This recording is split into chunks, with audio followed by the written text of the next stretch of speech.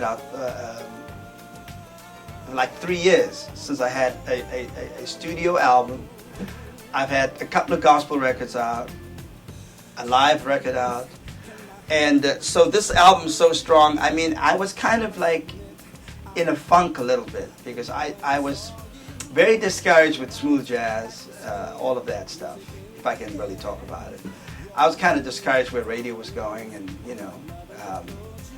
and I really didn't know what was inside of me.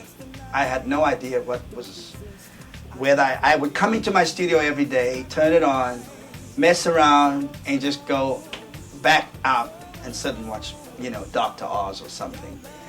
And then one day, I just came in here and so much was happening. I lost a very good friend. My wife was diagnosed with cancer. I lost my mother. And I don't think I really knew how to deal with all of these things. I knew that I had to grow up. Going through stuff like this makes you so much stronger. And all this crazy times, the economy is going crazy, the music industry is going crazy, people are not making records for a lot of money anymore, promoters aren't calling artists for gigs anymore, and everybody's just going through this very uncertain time. And guess what I thought to myself? I want to make people happy. That's it. So I think this album encompasses everything. For the people that love to hear me play jazz and instrumental, to my fans that love that, and my fans that love me doing gospel, I think it's in there for everything. And I think there's a thread. The message is coming through the album. Just play it. So strong. I have a bunch of good friends of mine on this album. I decided that it was time to call them. Rick Braun did some great arrangements, horn stuff for me on the album. And I had Dave Cars come in and do a couple of tracks. And I got Angie Stone. And then I have my children, Randy, Jody, who's doing background. I got Michael Lington. Tell me this, like to know, is there someone else? So when my single first got played,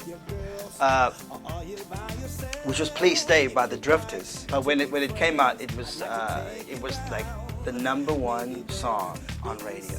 I mean, it blew up everywhere. And did I know it was going to be a national hit as a kid coming out of town, the areas of Cape Town?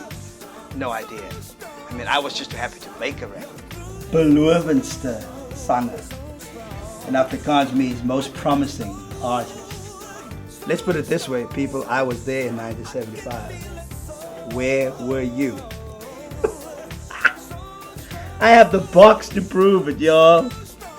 When the popularity of that single happened, I think automatically you do become a spokesperson. You become even perhaps a symbol. That's what you become.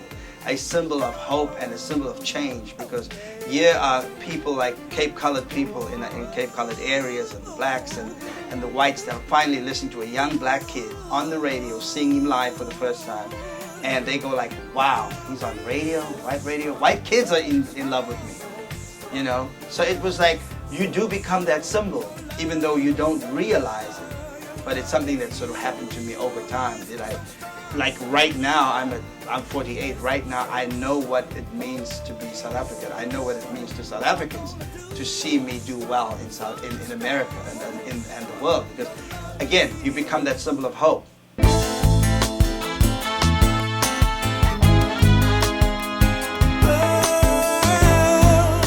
My spirituality was a major change. Brought new life. Because I felt like somebody who was being strangled in some ways, and I felt sort of, this the rebirth of my faith it set me on the path to what I call, my purpose. Forget the world around you. Make strong your faith and pray. My family had a big role in this record. In the last few years, my children have gotten a lot more involved with my career, and I love it because I go on the cruise with them, and started doing backgrounds. I was leading worship in the church, and my youngest child was in the youth choir, and I finally brought her up from the youth choir to come and sing a song. The youngest one, Jody wants to do it, period. But I have a game planned, Jody. Graduate, and then I'll pay every attention to your career. At this point, you're not done with school, we can't talk.